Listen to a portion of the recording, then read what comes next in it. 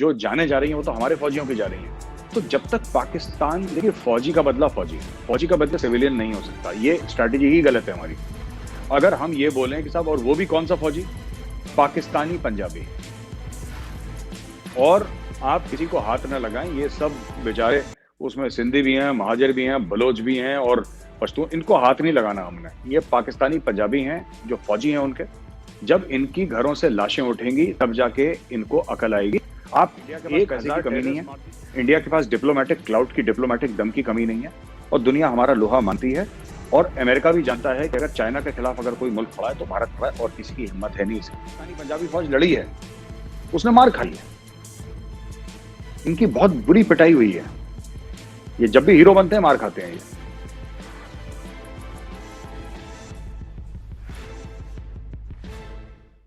Major साहब, पहला सवाल 26/11 के हवाले से ही है। वैसे तो बहुत सारे सवाल आते हैं कि 26/11/2008 को पाकिस्तान की आर्मी, जो कि 70% बजट पाकिस्तान का खा जाती है इस मकसद के लिए कि हमें इंडिया से लड़ना है और कश्मीर आजाद कराना है, लेकिन वो खुद तो आते नहीं है। एक बार आए थे तो वो 93,000 पत्तून छोड़ के गए हैं। तो 26/11 को इन्होंने टेररिस्ट भेजा, वो क्या दिन था, जरा हमारे दर्शकों को बताइए। और आप ये बताइए कि भारत की सरकार का उसके ऊपर क्या रिएक्शन था, क्या वो सही था? अगर बीजेपी की हुकूमत उस वक्त होती तो क्या मुख्तलिफ होता? हमारे यहाँ थोड़ा सा आरिफ साहब ऐसा है कि एक लैक ऑफ स्ट्रेटेजिक कल्चर है जो अब धीरे धीरे दूर हो रहा है। अब थोड़ी सी समझ लोगों में आ रही है, और जब से मोदी जी आए हैं तो इस पे काफी काम हुआ भी है। क्या हम वहां तक पहुंच गए जहां तक हमें पहुंचना है? बिल्कुल नहीं, अभी बहुत लंबा रास्ता है, लेकिन हाँ, कदम पक्के हैं और कदम आगे बढ़ रहे हैं। जो 26/11 की आपने बात करी, बंबई में जो अटैक हुए थे, यहाँ पे दर्जन भर से ज्यादा नेशनैलिटीज के लोग मारे गए, और अजमल कसाब उस ग्रुप में था। 10 टेररिस्ट आए थे समुद्री रास्ते, सब लोग जानते हैं। और फिर उसके बाद ये पता लगा कि भारत ने, ये एक्चुअली माइंडसेट की भी बात है। हम लोगों का इंडिया में एक माइंडसेट है कि अगर हम किसी को नहीं छेड़ते तो कोई हमें क्यों छेड़ेगा, हम किसी को परेशान नहीं करते तो वो हमें परेशान क्यों करेगा, एक एक जहनियत होती है। तो हम लोगों की है ऐसी इंडिया में। पर ऐसा नहीं है। पाकिस्तान ने जो कोशिश करी 26/11 की, वो इसलिए करी, और जो मुकम्मल भी कर पाया पाकिस्तान, वो इसलिए करी क्योंकि उसको लगा कि कश्मीर अब हाथ से हमारे, कुछ ही समय पहले कारगिल में फेल हुआ था बहुत बुरी तरीके से पाकिस्तान, और कहीं ना कहीं वो एक मन में बात थी कि हमें कुछ ना कुछ तो करना है इस चीज को लेके, कश्मीर को लेके सबके सामने उजागर करना है कि साहब कश्मीर के so called quote unquote Mujahideen जो हैं वो भारत की फाइनेंशियल कैपिटल पे चढ़ दौड़े और उन्होंने ये कारनामा कर दिया। तो भारत को तो बहुत नुकसान हुआ, लेकिन इससे भारत ने सबक भी बहुत लिया आरिफ साहब, और अपनी एंटी टेररिस्ट जो कैपेबिलिटीज थी वो बढ़ाई, और काफी कुछ काम करा है। अभी भी वो काम जारी है। खासतौर से इसमें एक चीज बहुत ज्यादा हुई जो कोस्ट गार्ड है, मुझे मेंशन करना पड़ेगा, Indian coast guard. Indian coast guard की जो शिप्स और टोटल उनकी मैन पावर की स्ट्रेंथ थी वो डबल से ज्यादा हो गई। और इंडियन कोस्ट गार्ड के साथ मैं थोड़ा बहुत रह भी चुका हूँ शूटिंग के सिलसिले में, तो मैंने देखा कि निहायती प्रोफेशनल फोर्स है। तो क्योंकि समुद्र के रास्ते आए थे तो कोस्ट गार्ड की भी और इन सब लोगों की कैपेबिलिटीज बढ़ाई गई हैं। तो अब तो बहुत ही नामुमकिन के बराबर है। इसलिए आप देखेंगे कि जो पठानकोट में अटैक हुआ था एयरबेस पे, उसके बाद जम्मू एंड कश्मीर के बाहर इंडिया में कोई भी ये लोग अटैक नहीं कर पाए। लेकिन आरिफ साहब, मैं एक बात कहता हूं जिसके लिए मैं काफी अनपॉपुलर भी हूं, लेकिन मुझे लगता है कि ये बात हमें कहनी चाहिए। अगला जो हमला आएगा या अगला जो बड़ा साजिश होगी, वो मुझे नहीं लगता कि कश्मीर से इतनी होगी। मुझे लगता है कि केरला में, मुझे ज्यादा लगता है कि केरला से ज्यादा हो सकती है ये। मेजर साहब, आपने कहा कि पठानकोट के बाद ऐसा हमला नहीं हुआ, लेकिन हम ये देखते हैं कि इन्फिल्ट्रेशन तो जारी है और कश्मीर में और पंजाब में हद से ज्यादा एनकाउंटर्स हो रहे हैं। ये भारतीय इंटेलिजेंस और भारतीय सेना की कामयाबी है कि वो इसको अटैक होने से पहले ही रोक पा रहे हैं। अभी एक टनल, आप ही ने बताया था अपनी एक वीडियो में कि एक टनल पकड़ी गई थी, हथियारों का काशे पकड़ा गया जाता है, और बहुत सारा हो रहा है। तो ये क्यों हो रहा है? अचानक पाकिस्तान ने इतना ज्यादा क्यों कर दिया है हमला? और इसको रोकने के लिए क्या किया जा रहा है? कि आफ्टर ऑल भारतीय फौजी शहीद तो हो रहे हैं इन सारे मामलात में। जी आरिफ साहब, ऐसा है, पाकिस्तान इसलिए करता है क्योंकि ये जो पूरा, मैं आपको थोड़ा सा तफसील से अगर समझाऊं, अगर आपकी इजाजत हो तो आरिफ साहब ऐसा है कि जैसे कि लाइन ऑफ कंट्रोल है वो तकरीबन 750 किलोमीटर लंबा है line of control. Line of control 750 kilometre लंबा है और इंटरनेशनल बॉर्डर तो है ही हजारों किलोमीटर लंबा। तो पाकिस्तान हर जगह से कोशिश करता है कि घुसा दे। जैसे अभी जो आपने सुरंग का वाकया बताया, टनल का वाकया बताया, वो जम्मू साइड से हुआ था, साउथ ऑफ पीर पंजाल से। तो वहां पे बीएसएफ मुस्तैद है, बीएसएफ ने मुस्तैदी के साथ रोका उनको। अब जमीन के ऊपर से तो आ नहीं सकते, तो उन्होंने पहले हवाई रास्ता इख्तियार किया कि सब ड्रोन से कुछ हथियार भेजें। जब वो भी बीएसएफ ने मार गिराए तो उन्होंने बोला सुरंग से। तो किसी तरीके से भारत में जाना, और कश्मीर में, क्योंकि कश्मीर का जब से आरिफ साहब 370 हटा है ना, तो हवा निकल गई। आप देखिए पत्थरबाजी ना के बराबर हो रही है कश्मीर में, ना के बराबर। क्योंकि एनआईए ने बहुत जबरदस्त काम करा है, नेशनल इन्वेस्टिगेशन एजेंसी ने, एनआईए ने पूरी, जिसको कहते हैं कि नलबंद कर दिया कश्मीर में जहां से फंडिंग होती थी। एंड बड़ी इफेक्टिव प्रोफेशनल एजेंसी हमारी, तो उसने नल बंद कर दिया वहां पे। उसके बाद ये सब जिनको जेल में डाला गया, फारूक अब्दुल्ला, महबूबा मुफ्ती और जितना भी गुपकार गैंग है, और इसके अलावा वहां पे जो जमात इस्लामी थे, जमात इस्लामी को काफी हद तक रोका गया। उनके जो मदरसे थे जमात इस्लामी के, उनको रोका गया। और जो बाकी मदरसे हैं जो नॉर्मल हैं, जिनका जमात इस्लामी के साथ एफिलिएशन नहीं, वो अभी भी चल रहे हैं। मसाजिद तो चल ही रहे हैं वहां पे, काफी सारे हैं। तो ये सब चीजें हुई। इससे क्या हुआ कि जो अटैक थे सिक्योरिटी फोर्सेस पे, वो बहुत कम हो गए। किसी को अंदाजा नहीं था, कम से कम मैं तो ये कह सकता हूं हाथ खड़ा करके अपना, कि साहब मुझे अंदाजा नहीं था कि 370 हटाने के बाद इतने पॉजिटिव इफेक्ट्स आएंगे। जहां तक इंडियन आर्मी की बात है, इंडियन आर्मी कोशिश कर रही है, लेकिन कहावत है ना कि मतलब we have to be lucky every day, they have to be lucky just once.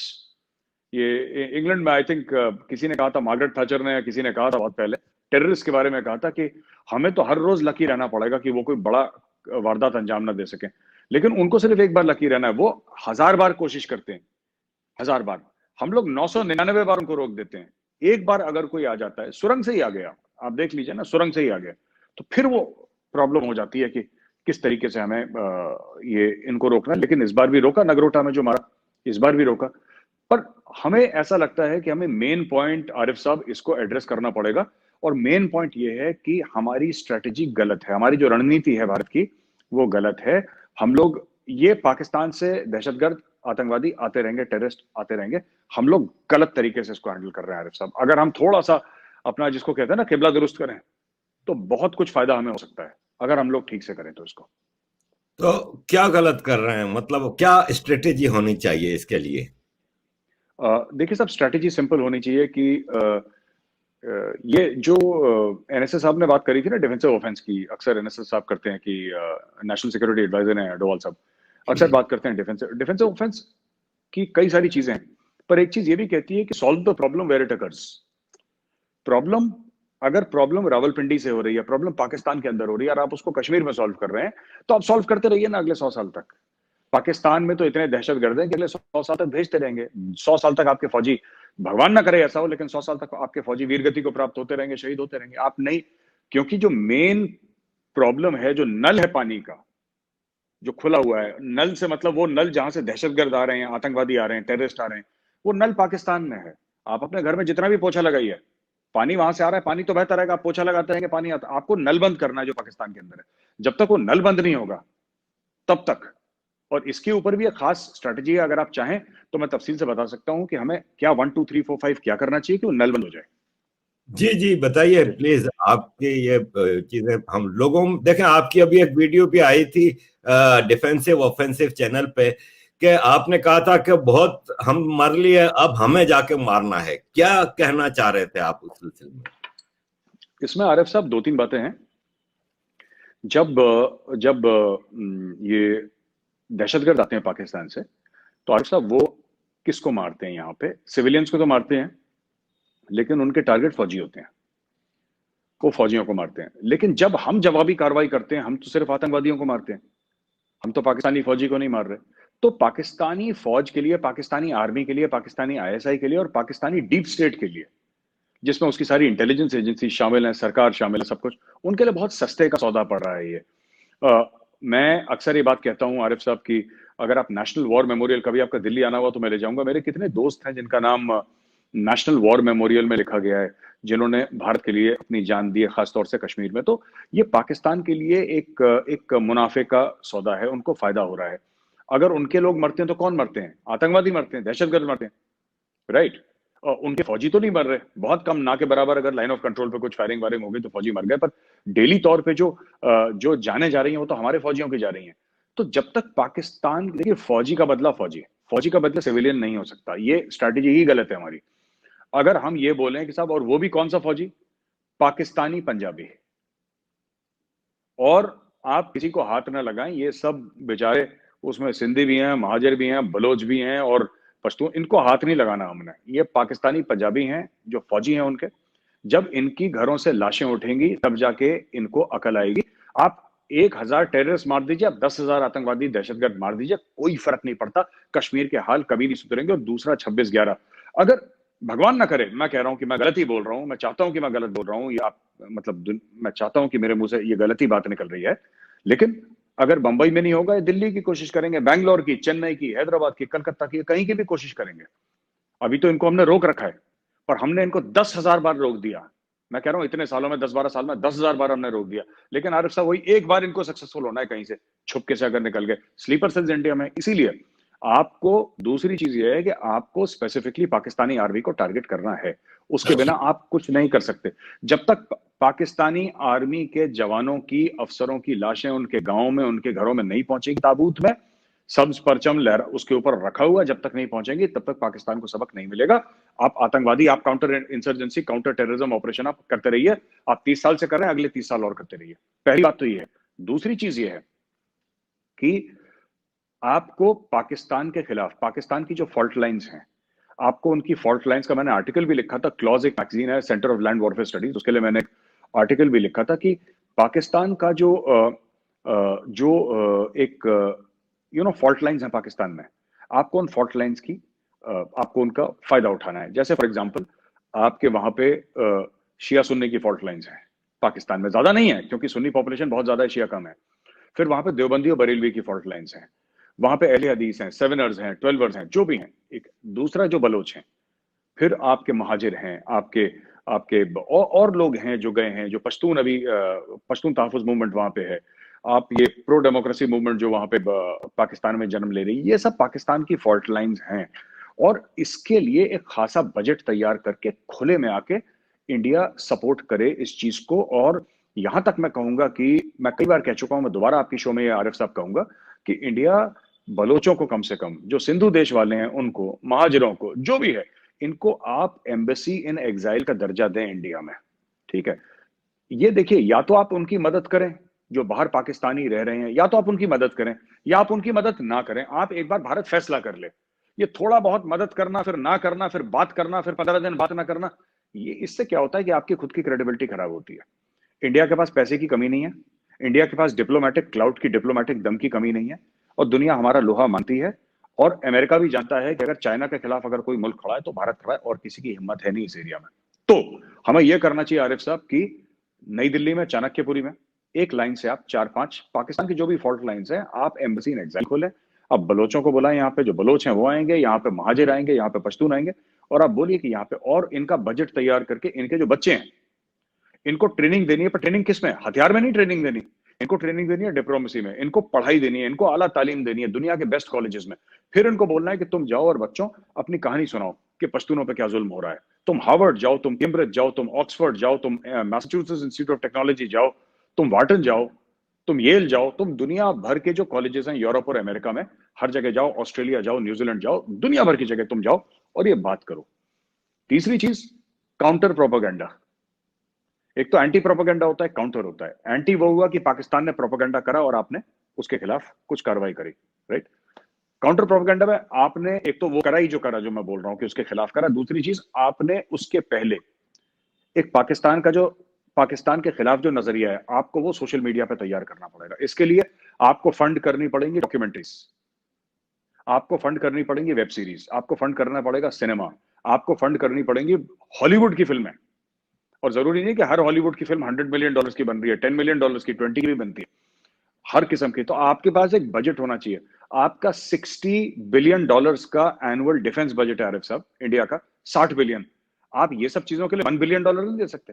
आप दे सकते हैं, आपके लिए कोई बड़ी बात नहीं है। कितना है? 7,000 करोड़, कुछ भी नहीं है 7,000 करोड़। आप 7,000 करोड़ रुपए इसके लिए डालिए कि यही काम होगा कि पाकिस्तान की फॉल्ट लाइंस, इनके एम्बेसी, ये जो पश्तून है, महाजर है, इनके बच्चे, इनको आप दिल्ली में अब्रॉड आला तालीम दीजिए। और तालीम से फिर मेरा मतलब है, मैं फिर वाज़ेह तौर पे कहूं, ये हथियार, देखिए हथियार से कोई फर्क नहीं पड़ेगा ज्यादा। हथियार तो एक चीज है, आप इनको तालीम दीजिए डिप्लोमेसी में, इंटरनेशनल रिलेशंस में। इनको मोटिवेट करिए और फिर इनको बताइए कि किस तरीके से तुम्हारे बाप दादाओं ने, तुम्हारे बाबाओं पे पाकिस्तान ने जुल्म करा है, और तुम जाके एक्सपोज करो। तो एक ओवरऑल कॉम्प्रिहेंसिव स्ट्रेटेजी चाहिए, जो हम लोग कहीं ना कहीं आरिफ साहब लैक कर रहे हैं, और ये हमें करना पड़ेगा। आपने ये जो स्ट्रेटेजी बलोच के हवाले से बताई, अब आज से 3-4 साल पुरानी बात है कि जिनीवा में मैं बैठा था मेहरान मरी के साथ और बरामदा गुप्ती के साथ। तो ये दोनों साला बहनों ये हैं, तो ये जा रहे थे बरामदा की, जिनीवा में अजाइलम एक्सेप्ट नहीं हो रही थी, तो ये इंडियन एम्बेसी गए थे बर्न में और अजाइलम क्लेम की थी। तो भारत ने अजाइलम देने से इनकार कर दिया। क्या आप समझते हैं कि आपने जो कहा कि एक्साइल में एम्बेसी खोलनी चाहिए बलूचिस्तान की, क्या ये नजर आ रहा है आपको फ्यूचर में होता हुआ? भारत की स्ट्रेटेजी चेंज होगी इस हवाले से, या बेचारे बलोच स्टेटलेस बैठे रहेंगे? यूरोप में इनके ऊपर इतनी पाबंदी है कि इनके फोन तक टैप हो रहे हो और इनकी मूवमेंट टोटल बाउंडेड, ये लोग कुछ नहीं कर पा रहे। तो आप समझते हैं कि भारत की स्ट्रेटेजी चेंज होगी कोई? आरिफ साहब, मुझे पक्का 100% यकीन है कि भारत की स्ट्रेटेजी चेंज होगी। भारत का क्या है, एक टिपिकल नेचर है भारत का, जिससे काफी लोग फ्रस्ट्रेट भी हो जाते हैं और काफी लोगों को समझ में नहीं आता। इंडिया क्या है, धीरे धीरे चलता है। लेकिन इंडिया के कदम ऐसे नहीं, जैसे पाकिस्तान है, पाकिस्तान ने फट से कारगिल के ऊपर अटैक कर दिया और 2 महीने बाद दुम दबा के वापस भाग गया। राइट। फट से 1965 में अटैक कर दिया अखनूर में, जो कि जम्मू और कश्मीर में है। अखनूर अभी यूनियन टेरिटरी, पहले स्टेट था। अखनूर इज इन जम्मू, वहां पे अटैक कर दिया। फिर 20 दिन के बाद बोला, अरे साहब हमने तो दिफाई पाकिस्तान कर दिया, हमने लाहौर बचा। लाहौर तो बचा बचा था, लाहौर को क्या हुआ था? ये तो इन लोगों ने छेड़ा उसको, तब जाके लाहौर खतरा। तो इंडिया के साथ ये कि इंडिया धीरे धीरे चलता है, लेकिन इंडिया पीछे कभी कदम नहीं लेता। हो सकता है कि जैसे पाकिस्तान की टिपिकल, मैं आपको एक्सप्लेन कर रहा हूं, जैसे पाकिस्तान का सिंपल सी स्ट्रेटेजी ये रहती है कि फौरन से 10 कदम आगे लो। ये 10 कदम आगे लेते हैं, फिर 100 कदम पीछे चले जाते हैं डर के मारे। इंडिया ऐसा नहीं है। इंडिया सिर्फ 4 कदम आगे लेगा, लेकिन इंडिया 1 कदम पीछे नहीं लेगा। वो 4 पक्के कदम होंगे, और मुझे यकीन है, जो आरिफ साहब आपने बात करी है, ये जरूर होगा। मैं भगवान से दुआ करता हूं, प्रार्थना करूंगा कि ये जरूर हो कि ये खुले। और जो जहां तक मेहरान मरी की बात है, आपने बरमदा गुप्ती की बात करी, और भी जो बलोच लीडर हैं, इनको ना, रादर देन सेइंग कि आप इनको ये असाइलम, ये सब, they should be given Indian citizenship. आप इनको इंडियन सिटीजन बनाए, इंडियन पासपोर्ट दें, और बोलें कि आपको जो काम करना है इंडिया में करो ना। अब यूरोप में, अब ठीक है, वो बेचारे इंडिया नहीं आ पा रहे क्योंकि हमारी कमी है ना, इंडिया की कमी है, उनकी कमी थोड़ा है। उन्होंने तो, वो तो क्या कर सकता है बेचारा आदमी, वो ब्रह्मदास गुप्ता क्या कर सकता है? अप्लाई तो कर सकता है, मेहरान मरी अप्लाई तो कर सकता है, और तो कुछ नहीं कर सकता। इंडिया को इंडियन सिटीजनशिप उनको देनी चाहिए, उनको घर देना चाहिए, उनको सिक्योरिटी देनी चाहिए, उनको मंथली बजट देना चाहिए, उनके स्टाफ को तनख्वाहें देनी चाहिए। राइट। उनका एक ऑफिस होना चाहिए यहाँ पे प्रॉपर, उनका एम्बेसी इन एग्जाइल होना चाहिए, और उनको फिर उनके साथ ये डिस्कस करना चाहिए कि जी जो। और दूसरी चीज है कि बलूचिस्तान क्या है। बलूचिस्तान सिर्फ वो नहीं है जो पाकिस्तान में, बलूचिस्तान वो भी जो ईरान के अंदर है। दोनों मिला के बलूचिस्तान है। वो बलूचिस्तान को आजाद अगर करना है, तो देखिए बलोच तो क्या कर रहे हैं ना, अपना खून बहा रहे हैं। राइट। ये जो बलोचों के सरदार बाहर बैठे हैं, क्यों बैठे हैं? इनके खानदान वालों को मार दिया। नवाब साहब अकबर मुफ्ती साहब को इन्होंने शहीद कर दिया, तो करा ना पाकिस्तान ने। तो वरना अपना घर छोड़ के, आरिफ साहब एक बात, आपके ऊपर इतना प्रेशर है, अगर आपके ऊपर प्रेशर नहीं होता तो आप अपना वतन छोड़ते नहीं छोड़ते? आपके साथ जाति करी ना, आपके साथ जाति करी, टॉर्चर करा, इसलिए आप आए वहां से। मैं यही तो बात कह रहा हूं, ये पूरी स्ट्रेटजी गलत है।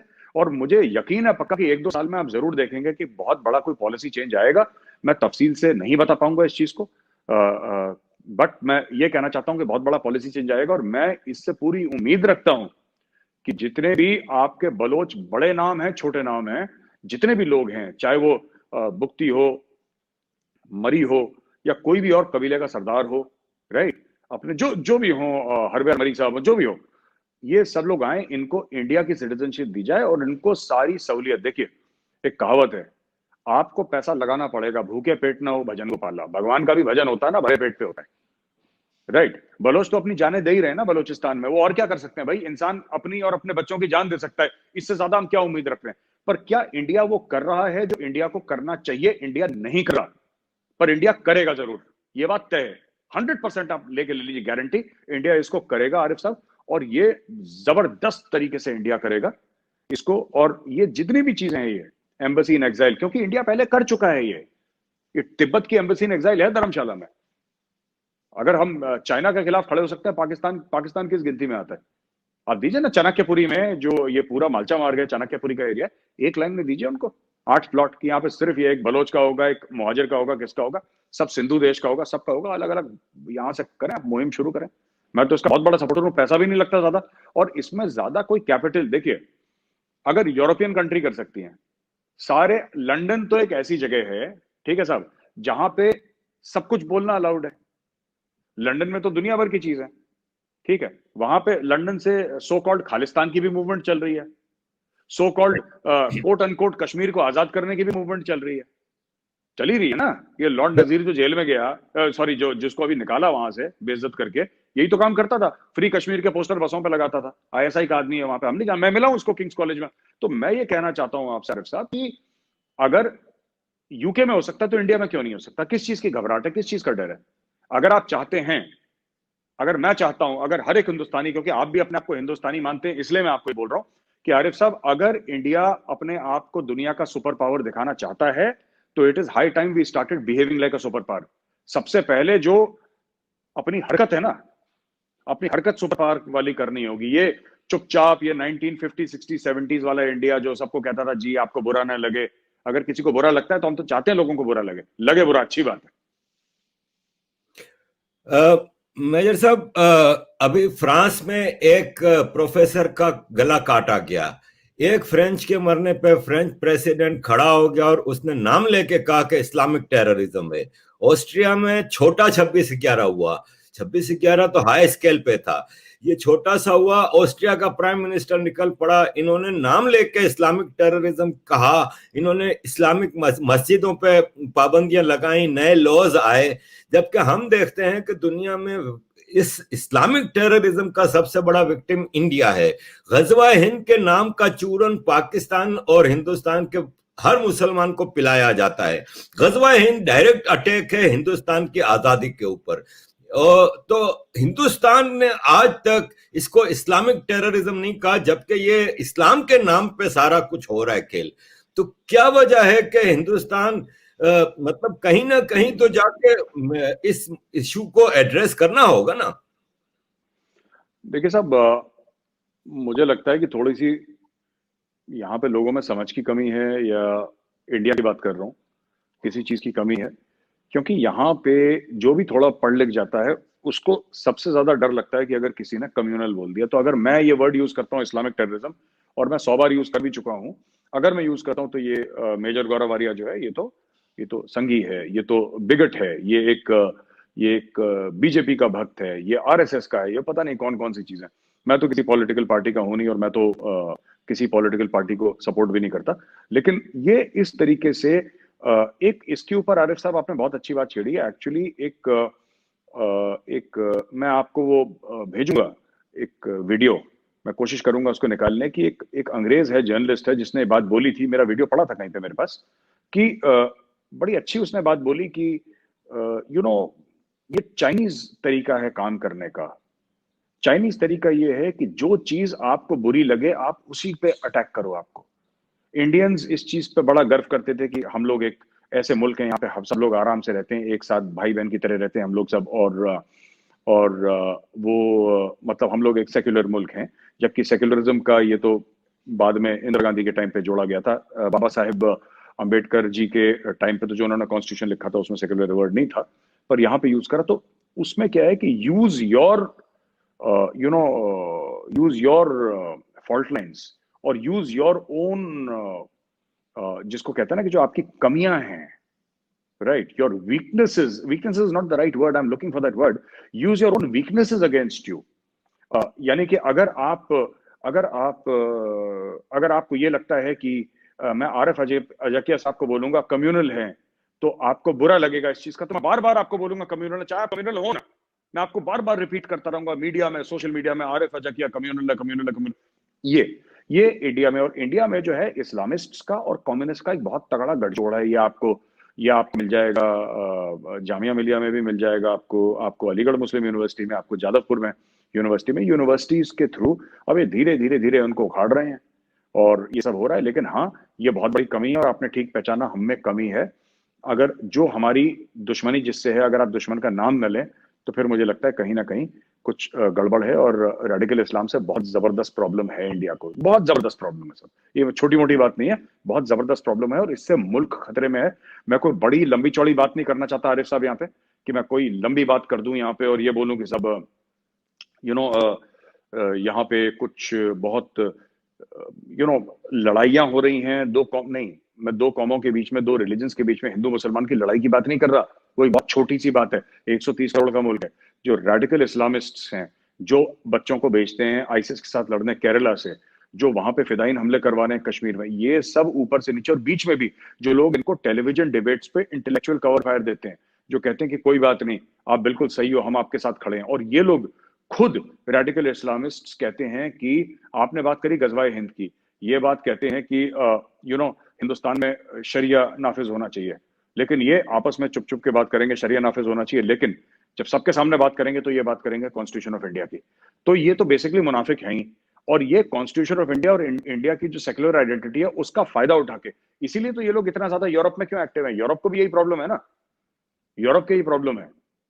बट मुझे एक बात, मैं आरिफ साहब आपसे भी एक बात समझना चाहता हूं, आप तो विदेश में रहते हैं, बाहर रहते हैं आप, मुझे ये बात समझ में नहीं आई, जिसको हम व्हाइट मैन्स बर्डन कहते हैं ना, व्हाइट मैन्स बर्डन, यानी कि अंग्रेजों ने जुल्म करा, अंग्रेजों ने तशद्दुद करी, तो फिर अगर कोई कहता है अंग्रेजों को कि यू आर रेसिस्ट और अंग्रेज को बुरा लगता है, तो मुझे समझ में आता है कि उन्होंने कॉलोनियल एक्सपीरियंस था दुनिया का, उन्होंने लाखों करोड़ों लोगों को गायब कर दिया, मार दिया, स्लेवरी में भेज दिया, तो अंग्रेज कहीं गिल्टी थे। मुझे तो आरिफ साहब ये समझ में नहीं आता कि हमारे ऊपर तो राज हुआ, हमारे ऊपर जुल्म हुआ, हमारे मतलब हिंदुओं के ऊपर, हिंदुओं ने किसी का क्या बिगाड़ दिया जो some Hindus feel guilty, guilty for what have we done actually, मतलब हमने किसी के साथ क्या बुरा करा। मैं तो यही समझ समझ के मुझे ये बात समझ में नहीं आ रही कि आई कैन अंडरस्टैंड ना कि अंग्रेजों ने, चाहे वो डच थे, अंग्रेज से एक जेनरिक टर्म यूज कर रहा हूँ, पोर्चुगीज हो सकते हैं, डच हो सकते हैं, फ्रेंच हो सकते हैं, इंग्लिश हो सकते हैं, ब्रिटिश हो, यानी कि और भी कुछ लोग हो सकते हैं, उन्होंने तो करा ना, 3/4 ऑफ द नोन वर्ल्ड पे उन्होंने रूल करा है, अफ्रीका से लेकर एशिया से लेकर पूरा दुनिया में उन्होंने रूल करा है। तो इफ दे फील गिल्टी, एक जमाने में रुडयार्ड किपलिंग ने बात करी थी व्हाइट मैन्स बर्डन की, कि ये काले नंगे हैं, इनको सिविलाइज करना, ये जाहिल हैं, इनको सिविलाइज करना एक गोरे आदमी का फर्ज है, ऐसा उन्होंने कहा था। व्हाइट मैन्स बर्डन किपलिंग ने कहा था, किसी और ने कहा था, आई कुड बी मिस्टेकन। तो व्हाइट मैन्स बर्डन, तो I understand white man's guilt भी वैसी एक चीज है, ये सच है। आप कभी भी लंदन में किसी को अगर बोल दीजिए, किसी भी पढ़े लिखे आदमी को कि यूर अ रेसिस्ट, या अमेरिका में बोल दीजिए यूर अ रेसिस्ट पढ़े लिखे आदमी को, तो ही टेक्स 3 स्टेप्स बैक, क्योंकि अमेरिका हैज बीन रेसिस्ट। उन्होंने जो ब्लैक्स के साथ करा, अफ्रीकन अमेरिकन के साथ बुरा ही करा, उन लोगों के साथ अभी भी डिस्क्रिमिनेशन हो रहा है। पर हिंदू ने किसी के साथ क्या कर दिया, मुझे एक बात समझ में नहीं आ रही, जो दिमाग में इतना गिल्ट है। ये कुछ नहीं है साहब, ये स्टॉकहोम सिंड्रोम आपने सुना होगा, स्टॉकहोम सिंड्रोम है। तो this is a kind of, और इसमें जो हाईजैकर्स हैं, ये रेडिकल इस्लामिस्ट हैं, ये जिहाद की जो बात करते हैं, मैं सारे मुसलमानों की बात नहीं कर रहा, जो जिहादी हैं मैं उनकी बात कर रहा हूं। तो ये काफी हिंदुओं में स्टॉकहोम सिंड्रोम है, कि जो आपको हाईजैक करता है, जो आपको किडनैप करता है, आपकी उसके लिए सिंपैथी बन जाती है। So I think there is a large segment of people in India who are suffering from psychological Stockholm syndrome. Major साहब, आपने अभी अपनी गुफ्तगू में 2-3 बार केरला का जिक्र किया। Kerala is a state ruled by Communist Party. I think it is the only state ruled by Communist Party in India. क्या आप नहीं समझते, जैसे आपने अभी कहा कि व्हाइट मैन्स गिल्ट और व्हाइट मैन्स बॉर्डर, तो हिंदुस्तान में मुसलमान से ज्यादा ये लिबरल्स और कम्युनिस्ट हैं जो कि इनको स्टैंड देते हैं। हम जब भी बात करेंगे, जैसे सिटीजन अमेंडमेंट एक्ट पे शाहीन बाग में मुसलमानों ने बेशक प्रोटेस्ट किया, लेकिन फ्रंट पे तो हिंदू आ गए थे ना, जो कि उनको सपोर्ट कर रहे थे, जैसे बॉलीवुड उनको खुल के सपोर्ट कर रहा है। इसको कैसे सॉल्व करेंगे? जब भी कोई बात होती है तो ये हिंदू लिबरल और ये बहुत ज्यादा आगे जाके उसको वो करते हैं, उसको आप कैसे हैंडल करेंगे? फिर दुनिया कहती है कि देखें लिबरल हिंदू इनको रोक रहा है, ये संघी हैं, ये एक्सट्रीमिस्ट हिंदू हैं, ये हैं वो हैं, इसको कैसे आप सॉल्व करेंगे?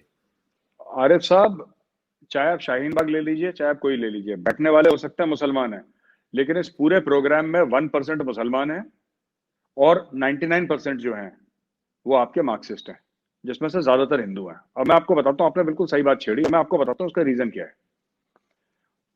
ये पहले होता था जब तक और सरकारें चल रही थी, तो इनको स्टेट पैटर्नेज भी थी, इनको पैसा भी था, सब कुछ था, चल रहा है, राइट।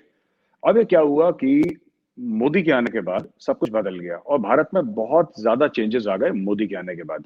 और ये चेंजेस इनको हजम नहीं हो रहे आरिफ साहब, ये चेंजेस इनको बिल्कुल भी हजम नहीं हो रहे, क्योंकि इनको अब लग रहा है कि वो जो एंकर था वो एंकर खत्म हो गया। केरला से, मैं केरला का नाम क्यों ले रहा हूँ, कौन सा ऐसा स्टेट है जहां पे रेगुलरली ये देखा गया कि लोग इस्लामिक स्टेट के लिए लड़ने सीरिया जा रहे हैं? कौन से स्टेट से जा रहे हैं? केरला से जा रहे हैं। कश्मीरी आपको नहीं मिलेंगे, आपको केरला के जरूर मिलेंगे, और मुख्तलिफ पार्ट्स के इंडिया के मिलेंगे, ज्यादातर 99% केरला के। यही है इनको गठजोड़ तोड़ने का। मैं आपको बताता हूं कि देखिए ये जो है ना, दिस इज अ फाइट। मैं I don't want to be overly dramatic about it कि मैं कोई बहुत over the top Bollywood type का कोई स्टेटमेंट दूं, लेकिन कहना जरूरी है, and I think this best describes it. This is a fight for the soul of India. ये भारत की आत्मा के लिए लड़ाई है, and I don't want to be dramatic about it, just to tell you. ऐसा है कि ये जब तक ये जो लेफ्टिस्ट और मार्क्सिस्ट हैं, जब तक आप इनको उखाड़ के नहीं फेंकेंगे ना, और मुझे तो अभी भी, मैंने ऑन रिकॉर्ड कहा था कि जो शाहीन बाग में जो मुसलमान प्रोटेस्ट कर रहे थे, मुझे आज भी लगता है कि उनको बेवकूफ बनाया गया और उनको दबा के बेवकूफ बनाया गया। आप उनको मतलब, और इंडिया में सबसे बड़ी प्रॉब्लम पता है कि हमारी सरकार के साथ भी, सबके साथ भी, we try to be more liberal than the liberals. America में एक जमाने में कम्युनिस्ट होना एक जुर्म हुआ करता था। आप कम्युनिस्ट, आपको जेल में डाल देती थी FBI. It was a proper crime, American penal code के तहत it was a crime to be a communist. But हम तो भाई अमेरिका से भी बड़ी डेमोक्रेसी है, हम तो सबसे बड़ी डेमोक्रेसी है, तो भाई इंडिया में आप जो कुछ कहें, फ्रीडम। अच्छा, दूसरी चीज ये है कि जो इंडिया में लिबरल कहते हैं वो सबसे बड़ा मक्कार है। जो इंडियन अपने आप को लिबरल कहे वो सबसे बड़ा मक्कार, सबसे बड़ा धोखेबाज है। और धोखा देश को नहीं दे रहा, वो अपने परिवार को, अपने दोस्तों को धोखा दे रहा है। लिबरल का क्या मतलब है? लिबरल का क्या मतलब है आरिफ साहब? लिबरल का ये मतलब है कि साहब, मेरे आरिफ साहब से इख्तलाफात हो सकते हैं, मैं आपकी बात से जिसको कहते हैं कि मैं आपकी बात से अग्री नहीं भी करता हूं, राइट, लेकिन आपकी बात कहने का जो आपका हक है, मैं उस हक की इज्जत करता हूं। एक फ्रेंच फिलोसोफर था, आई थिंक वोल्टेयर या कोई था, जिसने बोला था कि I disagree with every word you say, but I shall defend to death your right to say it. ठीक है ना? अब देखिए क्या होता है कि जो इंडियन लिबरल्स हैं वो किसी और की बात नहीं सुनना चाहते। आप जाइए, आप जेएनयू कहीं और में जाइए, अगर आप उनके आइडियोलॉजी से अलग कुछ बोलेंगे, वो जोर जोर से चिल्लाना शुरू कर देते हैं, हेकलिंग शुरू कर देते हैं, फिर अपने आप को लिबरल्स कहते हैं। क्यों? क्योंकि उनको अच्छा लगता है अपने आप को लिबरल्स कहना। ये लिबरल है नहीं, दीज पीपल आर एक्चुअली, जो इंडिया के लिबरल्स हैं आरिफ साहब, ये सबसे बड़े एक्सट्रीमिस्ट हैं। This is a terrorist mindset कि आप किसी को टॉलरेट कर ही नहीं सकते, ये किसी को टॉलरेट नहीं कर सकते।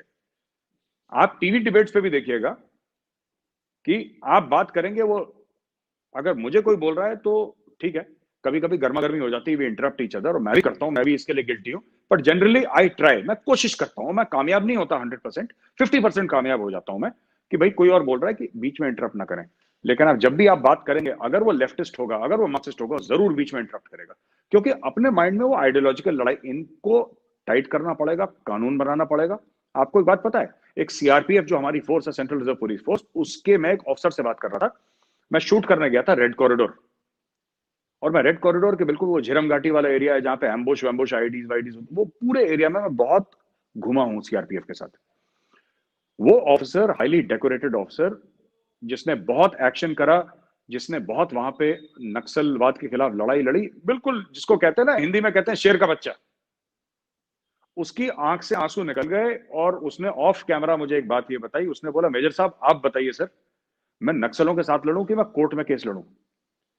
क्योंकि इनको नक्सल को सपोर्ट करने वाले दिल्ली में, पता नहीं कैसे मैसेज जाता है, यहां पे एनकाउंटर होता है, वहां पे मेरे खिलाफ दिल्ली में केस हो जाता है। ये इनकी स्ट्रेटेजी, और इनके पास पैसा बहुत है। तेंदुपत्ता स्मगलिंग से सिर्फ, सर तेंदुपत्ता स्मगलिंग से सिर्फ छत्तीसगढ़ में 400 करोड़ रुपए का सालाना मुनाफा है इनका, सिर्फ तेंदुपत्ता स्मगलिंग से 400 करोड़ रुपए।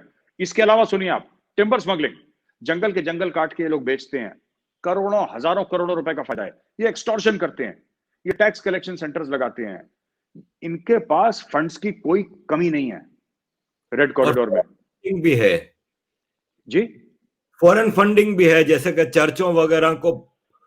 सर, बिल्कुल बिल्कुल आरिफ साहब, फॉरेन फंडिंग तो है, पर मैं बता रहा हूं, इनके पास खुद का इतना पैसा है कि ये फॉरेन को फंड कर दें। ये तो फॉरेन से फंडिंग क्यों लेते हैं? इनके पास इतना पैसा है, इनके पास हजारों करोड़ रुपए हैं रेड कॉरिडोर में, thousands of crore of rupees. इनके पास पैसा है, और ये पैसा क्या, टॉप वकील इनके पास पहुंच जाएंगे, ह्यूमन राइट्स वाले। इनके सेट वकील हैं 8-10, उनका काम ही है, वहां से फोन आया यहाँ पे केस फाइल करा, यहाँ पे फोन आया केस फाइल करा। तो इन्होंने ऐसे हाथ बांध दिए हैं और ये काम करते हैं। आपको इंडिया को देखिए, फौज में कहावत है, आयरन फिस्ट इन वेलवेट ग्लव, यानी कि एक लोहे का पंजा और ऊपर से वो मखमल होता है ना, जो क्या बोलते हैं, मलमल, वेलवेट, वो चढ़ाया हुआ है। जो आम हिंदुस्तानी है, वो हिंदू हो, मुसलमान हो, सिख हो, ईसाई हो, जो कि बिल्कुल बेगुनाह है, मासूम है, जिसका कोई लेना देना नहीं है, उसके लिए तो वेलवेट ग्लव होना चाहिए इंडियन गवर्नमेंट का। और जो ये सब उल्टी सीधी बातें करते हैं, राइट, आप उसके लिए वेलवेट ग्लव निकालो। They should see India's iron fist. You have to be absolutely brutal, absolutely ruthless. अभी शर्जील इमाम का केस कल आया था। शर्जील इमाम का केस क्या था? शर्जील इमाम ने एक्चुअली बोला कि मैं वो काट दो एरिया चिकन नेक का। अब दिल्ली कोर्ट ने बोला है, दिल्ली हाई कोर्ट ने बोला है कि हाँ, उसके खिलाफ सब्सटेंशियल एविडेंस है हमारे पास कि we can proceed with the case. तो ये लोग ऐसा कर रहे हैं, ये लोग कॉन्स्टिट्यूशन ऑफ इंडिया को सामने रखते हुए, फ्रीडम ऑफ स्पीच को सामने रखते हुए, सब कुछ सामने रखते हुए, उसके पीछे छुप के, राइट, आप ये आपको गाली देंगे, राइट। हमें तो बचपन से मेरे घर में ये सिखाया गया है कि हर एक मजहब की इज्जत करो, राइट। मैं आपको बता रहा हूं, हर एक मजहब की इज्जत करो, क्योंकि सब बराबर है। मैं एज ए हिंदू, मैं ये नहीं समझता कि मेरा मजहब किसी और के मजहब से सुपीरियर है, नहीं है सुपीरियर, हम सब बराबर हैं, उसने बनाया है सबको, हम बराबर, आप बराबर, सब बराबर हैं, ठीक है। आपको भी काटोगे खून निकलेगा, मुझे भी काटोगे खून निकलेगा। ये क्या करते हैं कि इन्होंने इसमें लेफ्ट के साथ यहाँ पे रेडिकल इस्लाम मिक्स कर दिया। इसलिए जब आप शाहीन बाग का वो देख रहे थे, जो बेचारे गरीब मुसलमान थे वहां पे बैठे, उनको तो पता ही नहीं, ठीक है, वो तो आके बैठ गए वहां पे, उनको बोला बैठ गए, बेचारे बैठ गए, उनको पैसा मिला, बिरयानी मिली, जो मिला वो बैठ गए बेचारे। अब क्या था कि इसमें जो इस्लामिस्ट थे, रेडिकल इस्लामिस्ट, शर्जील इमाम जैसे, या वो उमर, क्या नाम है उसका, उमर जैसे, जो जेएनयू के, हाँ, उमर खालिद खालिद और शैला राशिद, ये सब लोग क्या करते हैं कि दीज आर रेडिकल इस्लामिस्ट्स, जो कि लेफ्टिस्ट्स का जामा पहन रखा है इन्होंने, यानी कि हैं दिल से रेडिकल इस्लामिस्ट्स, लेकिन सामने दिखाएंगे कि हम लेफ्टिस्ट्स हैं। फिर ये कॉन्स्टिट्यूशन ऑफ इंडिया का हवाला देंगे। आप टीवी डिबेट्स में देखिए हर समय कॉन्स्टिट्यूशन ऑफ इंडिया, वो, और मैं तो कश्मीर अक्सर जाता रहता हूं, जो टीवी डिबेट्स थे, 2-3, ज्यादा नहीं, 5-7 रेगुलर हैं कश्मीरी पैनलिस्ट, 2 ऐसे हैं, मैं जिनका नाम नहीं लूंगा, बाकी 4 ठीक हैं बिल्कुल, या 5 ठीक हैं, 2 ऐसे हैं जो रेगुलर बात करेंगे सिर्फ कॉन्स्टिट्यूशन ऑफ इंडिया की, सिर्फ कॉन्स्टिट्यूशन ऑफ इंडिया की। आपको लगेगा देखो कितना भला आदमी है, पर मैं कहता हूं कि इसी आदमी का वीडियो, इन्हीं 2 शख्स का वीडियो आप देखिए, 1 साल पहले का, एब्रिगेशन ऑफ 370, इन्हीं लोगों ने पाकिस्तान जिंदाबाद बोल रखा है। बाबर कादरी को तो गोली मार दी, टेररिस्ट ने गोली मार दी, है ना, और वहां पे और 1-2 और हैं यहाँ पे, जो ऐसे ही, जब यही लोग कहते थे कि हुर्रियत तो बहुत अच्छी है और कश्मीरियों का वो करती है, ये करती है, अब जब से हुर्रियत चली गई, इनको पैसा कहीं और से मिलने लग गया। सो ये एक बहुत बड़ा गेम है, और इसको ये डंडे के आ रहे हैं आरिफ साहब, ये डंडे के आ रहे हैं, ये ऐसे नहीं मानने वाले जो हम लोग सोच रहे हैं कि कोर्ट में केस कर लेंगे, नहीं, इनको ये नहीं, इनको ये डंडे के आ रहे हैं।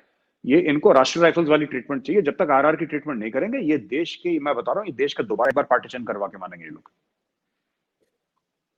ये आपने बिल्कुल सही कहा। अभी हमने एक और चीज देखी है कि कम्युनल पॉलिटिक्स का इंडियन कॉन्स्टिट्यूशन में कहीं इजाजत नहीं है। India is a secular state जो भी है, लेकिन 1946 में इलेक्शन होते हैं हिंदू मुस्लिम की बुनियाद पे, और उसमें मुस्लिम सारी सीटें मुस्लिम लीग ले जाती है। क्या बिहार में अभी लास्ट इलेक्शन में ये रिपीटेशन नहीं हुआ? एक आदमी है अवैसी जो मुसलसल कम्युनल वेनम थूकता जा रहा है, और वो कम्युनलिज्म को एक ट्रेड बना के दोनों भाई चला रहे हैं। बिहार में इन्होंने 5 मुस्लिम सीटें जीत ली। क्या वेस्ट बंगाल, बिहार, ये जगहों पे क्या ये डेवलप नहीं हो रहा है? इसको कैसे रोकेंगे? क्या वो बार बार एक ही बात अपने खिताब में नहीं कह रहा कि मुसलमानों को यूनाइट हो जाना चाहिए और हमको लड़ना चाहिए और ये सब चीजें? क्या ये कम्युनलिज्म नहीं है? इसको क्यों नहीं रोका जा रहा? देखिए, अगर ओवैसी करेगा तो ओवैसी लिबरल है, ठीक है। अगर वही चीज कोई हिंदू करेगा तो वो कम्युनल बन जाता है। पहली चीज तो आप इंडिया का गेम समझ लीजिए, ठीक है साहब। अगर कोई हिंदू कहता है कि साहब जितनी भी शादी हुई हैं इसमें से ज्यादातर जो हैं, जो इंटरफेथ मैरिजेस हुई हैं, तो उसमें लड़का मुसलमान है, लड़की हिंदू है, ये लव जिहाद का जो भी मामला चल रहा है, तो वो कम्युनल हो जाता है। लेकिन अगर उल्टी बात हो जाती है इससे, अगर आप बरखिलाफ ले लें, जहां लड़का हिंदू है, लड़की मुसलमान है, फिर वो हिंदू कम्युनल हो जाता है। ये एक स्टैंडर्ड फीचर है। मैंने आपको क्या बोला ना, beat you with your own systems. आपको आप ही के सिस्टम से मारेंगे ये लोग कर रहे हैं। जहां तक ओवैसी की आपने बात करी, ओवैसी की पार्टी का नाम देख लीजिए ना, बीजेपी का नाम क्या है? बीजेपी को कमेंट किया, बीजेपी का नाम है भारतीय जनता पार्टी। वो हिंदू जनता पार्टी नहीं है, भारतीय जनता पार्टी है। इसका नाम है क्या, something Muttahid Muslimeen, something like that, right. इसकी AIMM जो भी है इसका नाम, पार्टी का नाम, ओवैसी की पार्टी का नाम। और उसके भाई, ये इसी का भाई ने तो बोला था कि 15 मिनट के लिए पुलिस हटा दो, फिर हम देखते हैं कि कौन। तो ये सब लोग कम्युनल हैं और ये वोट जीत रहे हैं। मैं आपको बताता हूं इसका फिर क्या होगा। ये, इससे फसाद होगा, मैं आपको बता रहा हूं। ओवैसी यही चीज जो उसको बिहार में सक्सेस मिला, ओवैसी कहीं और करेगा। और ये जितनी भी लेडी जर्नलिस्ट्स हैं कुछ, और कुछ मेल जर्नलिस्ट्स हैं, right, who right for various publications in India, है ना, ये विक्टिम कार्ड खेलने में साहब ये ऐसे हैं आरिफ साहब कि आप हैरान हो जाएंगे। ये आपको मारेंगे, आपकी गर्दन उतारेंगे, फिर ये बेचारे भी बनेंगे और लोग इनके साथ सिंपैथाइज भी करेंगे, इनको पैसे भी देंगे और उनको घर तक भी छोड़ने जाएंगे। इन्होंने एक ऐसा निजाम यहाँ पे इंडिया में बना रखा है कि खास तौर से 2-3 जर्नलिस्ट हैं ऐसे, जिसमें 2 लेडीज हैं और एक देयर इज वन मैन। अब आप चुटकी बताते, आप देखिए किस तरीके से विक्टिम, हाय हम विक्टिम हैं, वी आर विक्टिम्स, हमारे साथ बुरा हुआ है। और पार्टी में जब मिलते हैं तो आपस में एक दूसरे से यही बोलते हैं कि हमने हिंदुओं के ऊपर 800 साल राज करा। अगर हिंदुओं के ऊपर आपने 800 साल राज करा है, जो कि हम कह रहे हैं आपने करा, मना नहीं कर रहे, हम नहीं कह रहे कि आपने नहीं करा, आपने करा है। अगर आपने हिंदुओं के ऊपर 800 साल राज करा है तो कुछ साल हिंदू भी कर लें, तो फिर आपको क्यों बुरा लगता है? ये तो क्रिकेट का गेम है आरिफ साहब, यहाँ पे बैटिंग सबकी आती है, कर लें। अगर कोई गलत कर रहा है तो हिंदुस्तान का संविधान है, आपने तो तब राज करा था जब कोई भारत में संविधान था ही नहीं। वो बादशाह सलामत हुआ था, बादशाह सलामत कहता है अच्छा तुम हिंदू हो, अच्छा ठीक है, मैं शाम को बोर हो रहा हूं और कुछ है नहीं, नाच गाना तो हो नहीं रहा, अच्छा 10 हिंदुओं को बुला के जरा सर काटो, मैं यही देखता हूँ। बोर हो रहा है, वो कर सकता है, कौन पूछने वाला है। अगर औरंगजेब ने, आज मैं आपको बताता हूं, आपने सुना होगा छत्रपति शिवाजी महाराज जी, जो सिखों के गुरु थे। कितने गुरु हैं जिनके सर कलम करे गए, जिनको इतना टॉर्चर करा गया, बॉइलिंग ऑयल में, बॉइलिंग पानी में डाला गया। मतलब मैं आपको बयान नहीं कर सकता कि क्या नहीं करा। इन लोगों ने क्यों जन्म लिया, छत्रपति शिवाजी ने क्यों जन्म लिया, सिख गुरुओं ने क्यों जन्म लिया? क्योंकि हिंदुओं को इतना ज्यादा टॉर्चर कर लिया कि किसी ना किसी को तलवार उठानी पड़ती। अगर अगर औरंगजेब प्यार से रहता, अगर औरंगजेब हिंदुओं के खिलाफ गलत काम ना करता, टॉर्चर ना करता, उनकी औरतों को नहीं उठाता, उनके आदमियों के सर कलम नहीं करता, छत्रपति शिवाजी जन्म नहीं लेते। छत्रपति शिवाजी ने हिंदू धर्म की रक्षा करने के लिए तलवार उठाई थी। और छत्रपति शिवाजी ने एक, मैं आपको आरिफ साहब, मैं आपको बता रहा हूं, कभी एक किसी को नहीं बोला होगा, किसी गैर हिंदू को, कि तुम हिंदू बन जाओ। अगर कोई बोला है तो मुझे बताएं, तो मैं माफी मांगने को आप ही शो में आके दोबारा माफी मांगूंगा कि उन्होंने बोला है। ये होती है ट्रू सेक्युलरिज्म। आपने मजबूर करा, आपने छत्रपति शिवाजी को मजबूर करा कि आप हथियार उठाओ, आपने मजबूर कर दिया उस शख्स को। वो ये सब जो लड़ाइयां हुई है ना, ये सिख गुरु थे, आपने मजबूर करा है। गुरु गोविंद सिंह जी को मजबूर करा आपने। ये खालसा पंथ जो बना, जो सिख अभी जो पगड़ी बांधते हैं और कड़ा, ये सब, ये क्यों सिखों ने क्यों जन्म लिया? जो खालसा पंथ है, खालसा पंथ ने क्यों जन्म लिया? खालसा पंथ ने जन्म लिया, एक बहुत अच्छी किताब है, आपके जितने भी व्यूअर्स हैं आरिफ साहब, मैं उनसे रिक्वेस्ट करूंगा, एक किताब है, एक इट्स एक्चुअली फारसी में पोएम है, उसका इंग्लिश में ट्रांसलेशन है, it is called Zafarnama. Zafarnama है और उसका इंग्लिश में भी ट्रांसलेशन है। ओरिजिनल किताब, ओरिजिनल जो थी, ये गुरु गोविंद सिंह जी महाराज ने लिखी थी। जफरनामा उन्होंने तब लिखी थी जब चमकौर साहब की, बैटल ऑफ चमकौर साहब हुई थी, तो वो लड़ाई हुई थी। उसके बाद जो अपनी जबान तोड़ी थी औरंगजेब ने, बादशाह होने के, उसने, औरंगजेब ने, जो अपने आप को 5 वक्त का नमाजी बोलता था और सच्चा मुसलमान बोलता था, उसने कुरान शरीफ पर हाथ रख के कसम खाई थी, उसने कसम तोड़ दी। तो कसम तोड़ने के बाद यहां से उसको एक चिट्ठी मिली, और चिट्ठी किन्होंने लिखी? चिट्ठी लिखी गुरु गोविंद सिंह जी महाराज ने। और complete poem it was called Zafarnama, आप पढ़िएगा उसमें इतना। और जफरनामा, मैं बार बार कहता हूं, Zafarnama should be the premise for India's foreign policy. रीढ़ की हड्डी तो हो यार, सॉलिड। देखें, छत्रपति शिवाजी महाराज के बारे में तो हमने भी पढ़ा है कि इवन इन्होंने जंग के दौरान भी मुसलमान सिविलियन की रक्षा की थी, और कई ऐसे वाकयात थे जिसमें इन्होंने कैदी जो मुसलमान थे उनकी भी रक्षा की थी और उनको भी वापस भेजा था जिंदा। वरना मुसलमानों की ये रिवायत नहीं है, इवन कुरान में मौजूद है कि जंग के दौरान जहां कुफार को देखो मार दो। जी आगे आपसे इसी हवाले से एक सवाल है, जर्नलिस्ट की आपने बात की थी अभी, जो हमारे भारत देश के एक जर्नलिस्ट हैं अर्नब गोस्वामी जी, और अर्नब ने वो इश्यूज उठाए जो किसी की हिम्मत नहीं थी उठाने की, जो सोच भी नहीं सकते थे ये जर्नलिस्ट जिनके आप नाम नहीं ले रहे लेकिन सब जानते हैं कि आप किन के बारे में बात कर रहे हैं। ये लोग सदियों से एक ही किस्म की जर्नलिज्म को प्रमोट कर रहे हैं, लेकिन अर्नब ने उस इकोसिस्टम को तोड़ा और अर्नब ने एक नई जर्नलिज्म और सच बोलने की मतलब कीमत भी बहुत हो चुका रहे हैं। क्या केस है ये, क्यों उनके पीछे पड़े हुए हैं कुछ लोग, एक खास तौर पे एक स्टेट की सरकार? देखिए, उनके खिलाफ सिर्फ महाराष्ट्र की सरकार नहीं पड़ी, उसके पीछे तो वो कहते हैं ना, डॉन के पीछे 11 मुल्कों की पुलिस पड़ी है। तो इसके पीछे तो पुलिस नहीं तो लोग तो कम से कम पड़े ही हैं काफी अर्नब के। अर्नब थोड़ा सा वो पंजाबी में कहते हैं ना मलंग, वो आरिफ साहब वो थोड़ा मलंग टाइप का आदमी है वो। मैं तो उसको बहुत तब से जानता हूँ, जब से हम लोग 19-20 साल के थे, 18-19 साल के। मैं तब से अर्नब को जानता हूँ 19-20 साल से। तो when we very very young college में थे, वो तब भी वैसे ही था, आज भी वैसे ही है। वो मलंग टाइप का है वो। उसने जो सोच लिया उसने सोच लिया। उसका एक आपने देखा होगा जब वो जेल से छूट कर आया और जेल में उसके साथ कितना बुरा सलूक करा जो करा, उसका कितना किलो वजन घट गया दिख रहा था साफ बिल्कुल। और पता नहीं उसको खाना दिया नहीं दिया, क्या करा, किस हाल में रखा। अर्नब आया, वो डायरेक्टली स्टूडियो आया और स्टूडियो से लाइव गया वो।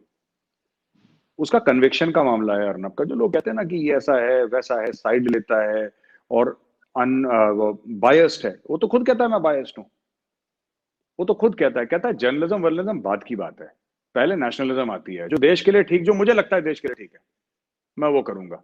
और उसके लिए मुझे जो कीमत चुकानी पड़ेगी मैं वो चुकाऊंगा। तो चुका रहा है कीमत, और खुशी खुशी चुका रहा है, और उसके घर वाले चुका रहे हैं, उसकी बीवी चुका रही है, उसका बेटा चुका रहा है, सब चुका रहे हैं। क्योंकि यू सी, उसने सोच लिया है कि तुम जो करोगे मैं तो रुकूंगा नहीं, मैंने तो यही काम करना है, मैंने तो करना ही यही है। अब तुम्हें जो करना है तुम करो, इट्स अप टू यू। तुम्हें जेल में डालना है जेल में डालो।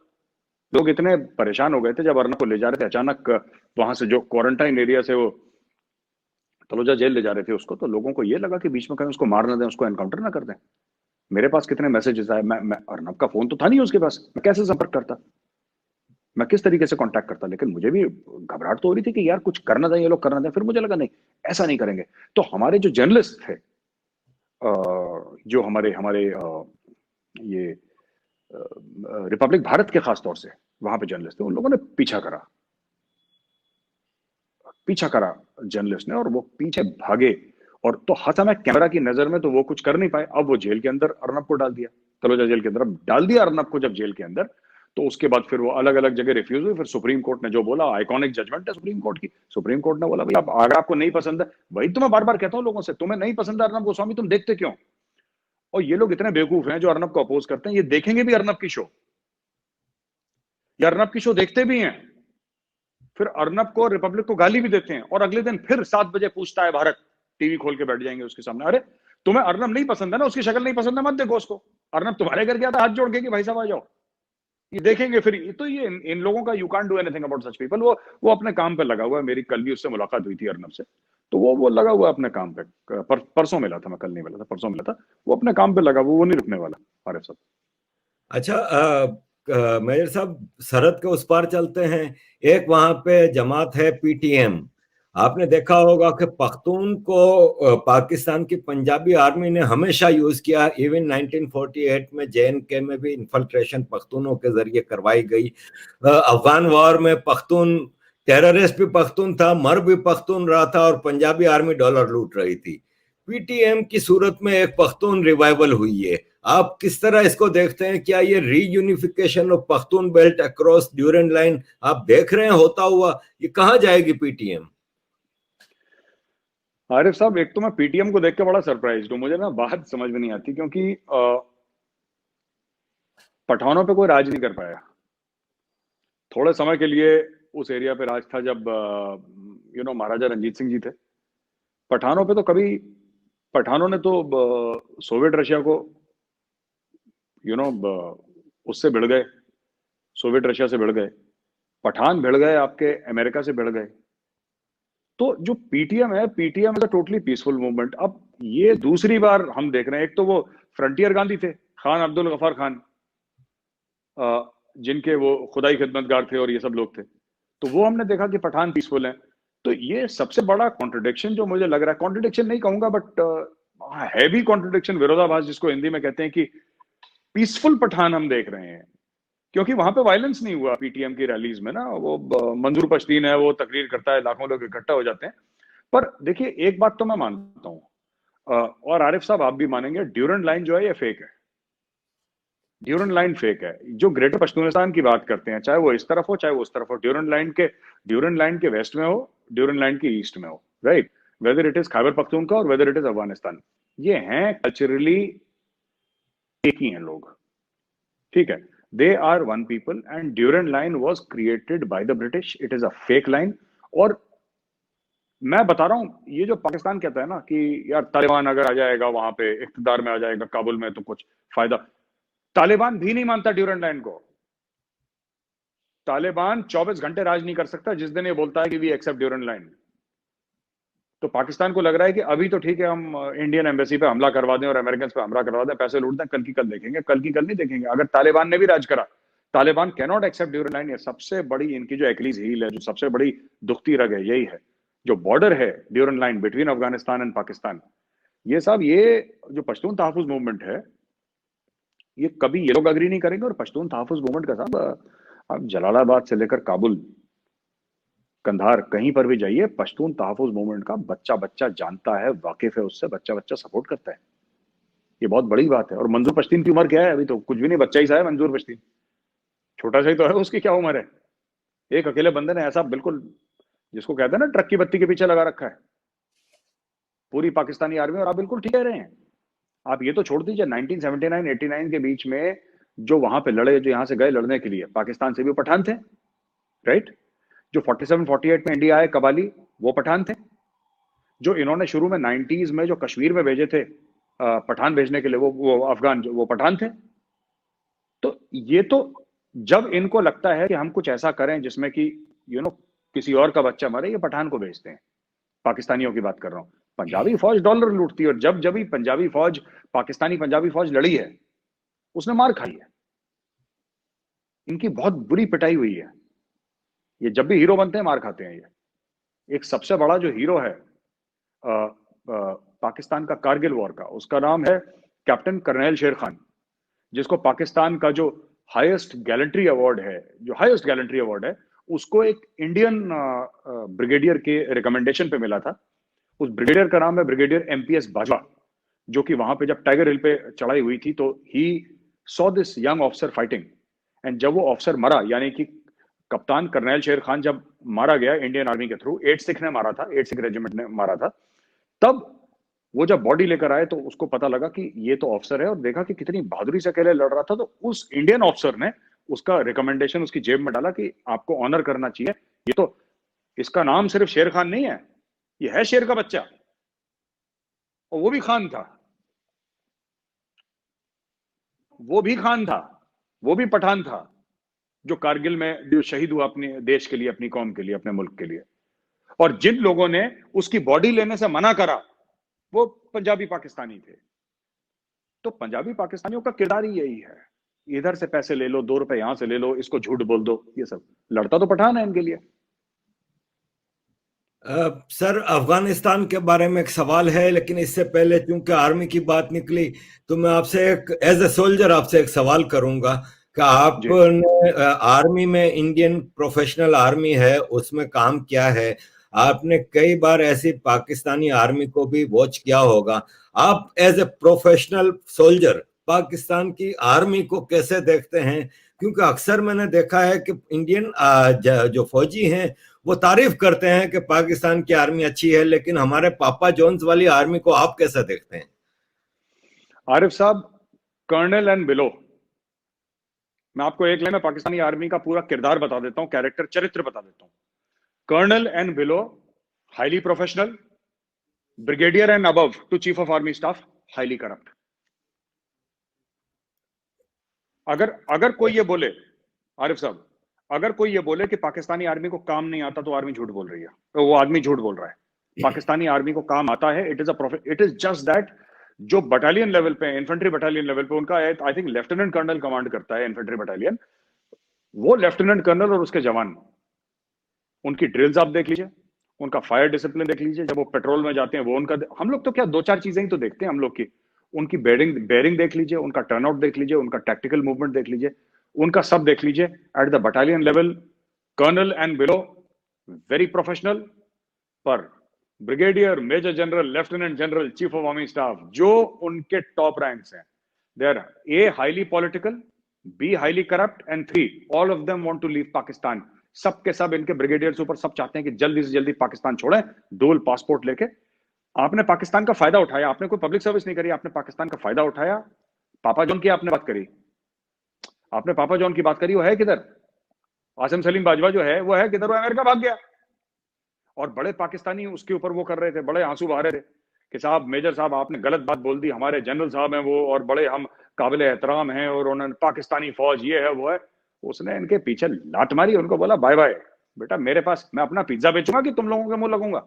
वो अपना पापा जॉन का पिज्जा बेच रहा है वहां पे, उसको क्या फर्क पड़ता है? अब वो क्यों गया मैं आपको बताता हूँ, हो सकता है कल वो वापस आ जाए, पर वो गया ये क्योंकि वहां पे रिजाइन हो गया वो उसका, जो प्राइम मिनिस्टर के पास था। और जो सीपैक का चेयरमैन था, भाई वो ऑर्डिनेंस तो लैप्स हो गई सीपैक की। अब वो खुद पाकिस्तानी कह रहे हैं कि ऐसा कोई पोजीशन थी नहीं, पाकिस्तानी खुद कह रहे हैं, पार्लियामेंट में कह रहे हैं कि साहब ऐसी कोई चेयरमैन सीपैक की तो कोई पोजीशन थी नहीं। तो भैया तुम तनख्वाह किसको दे रहे थे फिर? वो आदमी फाइलों पे कैसे साइन कर रहा था? वो आदमी हुक्म कैसे दे रहा था? जब दोबारा शुरू होगा सीपैक, जब चाइना, अभी तो रुक गया सीपैक, जब चाइना दोबारा पैसे डालेगा तब देख लेंगे, वरना कोई बात नहीं। तो ये चीज है। मेजर साहब, दो तीन सवाल रह गए, मुझे पता है टाइम बहुत ज्यादा हो गया है, दो तीन जरूरी सवाल रह गए। जी जी एक बिल्कुल। अफगानिस्तान के हवाले से है कि अफगानिस्तान में अमेरिका ने कहा है कि हम अफगानिस्तान छोड़ देंगे, क्या आप देखते हैं कि अफगानिस्तान छूट जाएगा? क्योंकि अफगानिस्तान में तो जो भी आया है उसने तबाही की है, सिर्फ हिंदुस्तान है जिसने वहां पे डेवलपमेंट की है, वहां की आर्मी की, पुलिस की ट्रेनिंग, सिविल ब्यूरोक्रेसी की ट्रेनिंग, डैम बना रहा है। आप देखते हैं अफगानिस्तान विदाउट अमेरिकन आर्मी? नहीं सर, ऐसा नहीं होगा। डोनाल्ड ट्रंप इलेक्शन हार गया है, ये बात सच है। और ये भी सच है कि ये आपका जो नई क़यादत है, राइट, उसकी जो भी व्यूज होंगी, लेकिन एक बात सच है कि ये अगेन एक्सपेंशनिस्ट अमेरिका को ये लोग वोट इन कर चुके हैं अमेरिकन, और ये अमेरिका एक्सपेंशनिस्ट होगी, ये जाएंगे। और मुझे लगता है कि अगले 6 महीने में ट्रूप सर्ज होगा, जो ट्रूप्स हटाए गए हैं वहां पे थोड़े से और ट्रूप्स डाले जाएंगे। और ये बात होगी आरिफ साहब, आप देखिएगा, ये हटने वाला नहीं इतनी आसानी से, अमेरिका इतनी आसानी से नहीं हटेगा वहां पे। और जो पाकिस्तानी तालियां पीट रहे थे ना, बड़ी लुटियां डाल रहे थे कि जी ये हो जाएगा और ये हो जाएगा, और अब तो ट्रंप हार गया, और दूसरा वाला इनको और टाइट करेगा, आप देख लीजिएगा। क्योंकि इनको ये लगता है कि उन्होंने बयान दे दिया कश्मीर के लिए, उन्होंने, पॉलिटिशियंस का तो काम ही है बयान देना। भाई ये जो कहता है इमरान खान तो बयान है ना कि पाकिस्तान रियासत मदीना है, हो गई रियासत मदीना? नहीं हुई ना। फिर वो तो भाई वो जुमले मारेगा, वो तो पॉलिटिशियन है, उसका काम ही है। तो उसने कह दिया, आपके जो बाइडेन ने कह दिया, कमला हैरिस ने कह दिया, ये पाकिस्तानी यहाँ पे खुश हो गए, इंडिया में भी कई लोग खुश हो गए जो सो कॉल्ड लिबरल्स हैं। अब जब उसने अपना लेक्चर दिया पहला, आफ्टर बीइंग वाइस प्रेसिडेंट, कमला हैरिस ने, उसने 3 बार तो उसने इजराइल का नाम लिया बीच में, उसने प्रॉमिस करा है कि we will be the strongest ally of Israel. आप इजराइल के ऊपर हाथ रख के कसम खाते हैं साहब, जब आप प्रेसिडेंट वाइस प्रेसिडेंट बनते हैं। यहूदी बहुत स्ट्रांग है, आप जो कह लें, आप पैलेस्टीनियंस के लिए जो आंसू हालें, बिना इजराइल के आप थोड़ी ना अमेरिकन पॉलिटिक्स चला सकते हैं। उसी तरीके से आपको अगर अमेरिकन बिजनेस चलाना है, अगर आपको अमेरिकन बिजनेस फॉरवर्ड करना है और इस एरिया में आपको चाइना रोकना है, तो आप बिना इंडिया के आगे नहीं बढ़ सकते। ये चीज है। अच्छा सर, 2 सवाल रह गए हैं। एक सवाल ये है कि आपने अभी देखा कि पाकिस्तान के शाह महमूद कुरैशी ने सऊदी अरब को तड़ियां लगाई, फिर बाजवा को जाना पड़ा पांव छूने के लिए, लेकिन वो मिले ही नहीं शाह साहब। और दूसरा हुआ, शिरीन मजारी ने फ्रांस के सदर के खिलाफ नाजीज्म और ये वो के ऊपर किया। पाकिस्तान एक डिप्लोमेटिक टर्मोइल में है। इसराइल के हवाले से सऊदी अरब में सुना है कि नेतन्याहू गए थे और मुलाकात करके आए हैं, तो क्या देखते हैं पाकिस्तान क्या डिप्लोमेटिक आइसोलेशन की तरफ जा रहा है? आरिफ साहब, डिप्लोमेटिक आइसोलेट हो चुका है। पाकिस्तान जा नहीं रहा, वो पहुंच चुका है वहां पे आइसोलेशन की कगार पे। कगार पे भी नहीं खड़ा, आइसोलेशन में है वो। अब सिर्फ 2-3 मुल्क हैं जो यानी कि आपके चाइना ले लीजिए, क्योंकि चाइना को फायदा है पाकिस्तान से, वो भी अब चाइना देख रहे हैं धीरे धीरे। 2-3 बार ये देखा चाइना ने भी हाथ पीछे खींचा है। फिर आप और अगर देख लें, थोड़ा सा तुर्की है जो थोड़ा सा पाकिस्तान का साथ दे देगा।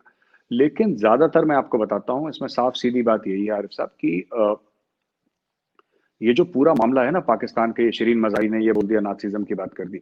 मुझे ऐसा लगता है कि अगर पाकिस्तानी मिनिस्टर्स चुप रहें, अपना मुंह बंद करके काम करें, तो पाकिस्तानी कौम की सबसे ज्यादा खिदमत, सबसे ज्यादा सेवा ये तभी कर सकते हैं अगर ये चुप रहे। बोलते बहुत हैं, इनकी आदत है, पता नहीं क्यों बहुत बोलते हैं। इमरान खान ये रुकता ही नहीं, बोलता ही चला जाता है। शाह महमूद कुरैशी, इसकी जबान ही नहीं रुकती। शिरीन मजारी तो पुरानी डिफॉल्टर है। क्यों बोलते हो इतना? चुप रहो।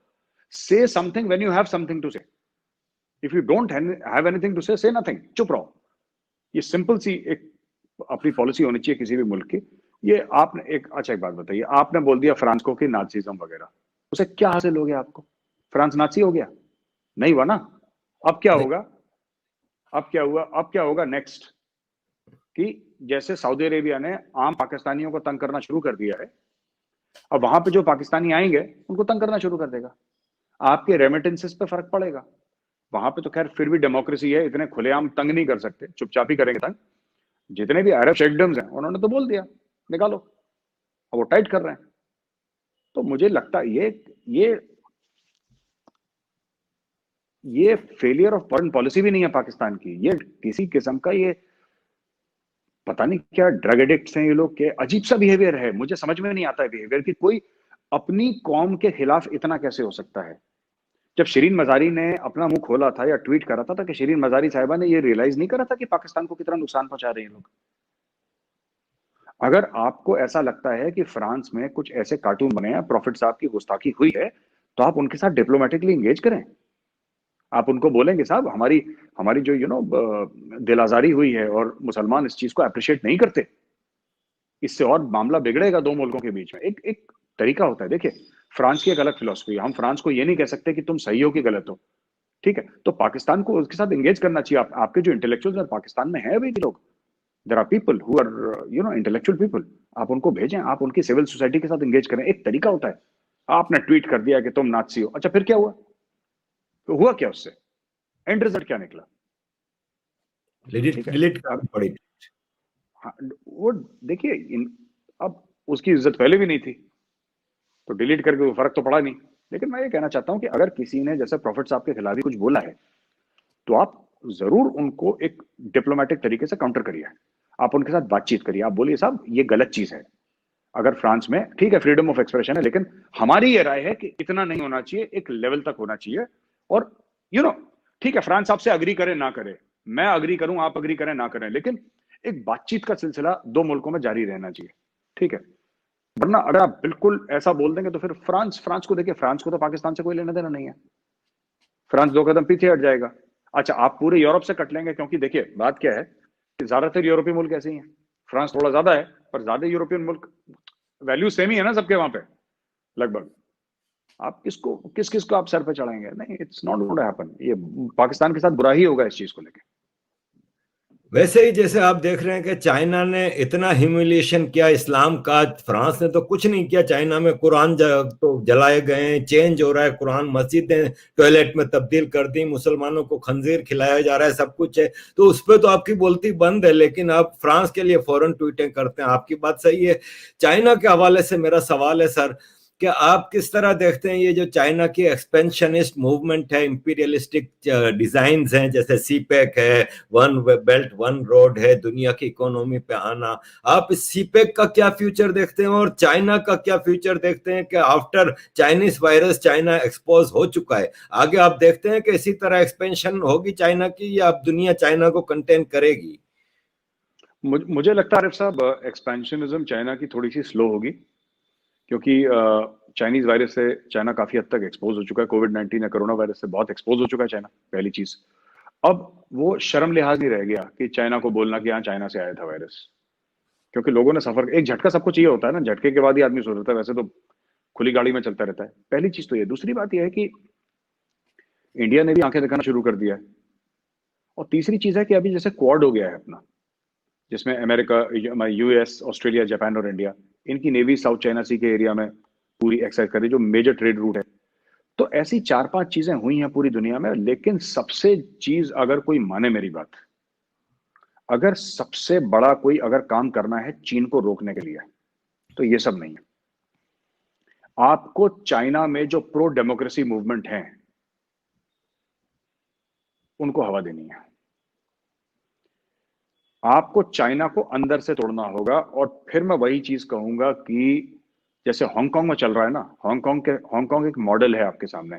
आपको हांगकांग को रेप्लिकेट करना पड़ेगा। आपको हर जगह हांगकांग को रेप्लिकेट करना पड़ेगा, क्योंकि चाइना के अंदर एक डील है जो चाइनीज सरकार की चाइनीज आवाम के साथ, जो पब्लिक है उसके साथ है। डील क्या है कि we will make you economically and financially prosperous, you shut up. ये कि हम तुम्हारी जेब में पैसे डाल देंगे, तुम मुंह बंद रखो अपना, तुम कुछ बोलोगे नहीं, तुम डेमोक्रेसी की बात नहीं करोगे, लोकतंत्र की बात नहीं करोगे, जमहूरियत की बात नहीं करोगे, वोटों की बात नहीं करोगे, चुनाव इलेक्शन की बात नहीं करोगे, तुम किसी की बात नहीं करोगे, तुम बस पैसा लो, खुश रहो। लेकिन वो जो मैस्लोज थ्योरी है ना, सेल्फ एक्चुअलाइजेशन जिसको कहते हैं, वो पिरामिड सा बना है मैस्लोज का, बड़ा मशहूर है। तो हर एक आदमी अपने आप के मैं कौन हूं, मैं यहां पे क्यों आया हूं, ये होता है जब उसका पेट भर जाता है ना, तभी उसका दिमाग चलने लगता है। तो उसका पेट भर गया, अब चाइना का पेट भर गया। अब वहां पे जो प्रो डेमोक्रेसी फीलिंग है, वो आप अगर उनका वीबो और सोशल मीडिया प्लेटफॉर्म्स में देखें तो चाइनीज डिलीट कर देते हैं, लेकिन अब वो धीरे धीरे जोर पकड़ रहा है चाइना के अंदर, क्योंकि चाइनीज जाते हैं बाहर, इंडिया भी आते हैं, अमेरिका भी आते हैं, यूरोप भी आते हैं, फिर देखते हैं वहां पे क्या हो रहा है। वो कहते हैं हमारे मुल्क में तो हम, यहाँ पे तो कुछ भी किसी को बोलो, वहां पे तो इंसान की एक होता है ना अंदर। तो वो जो डिसकंटेंट है चाइना में, वो फाइनेंशियल नहीं है, क्योंकि financially generally Chinese are if not well off, at least reasonably comfortable, हमें कहना चाहिए। पॉवर्टी चाइना में भी काफी है, लेकिन ज्यादातर लोग मिडिल क्लास काफी बड़ी है चाइना की।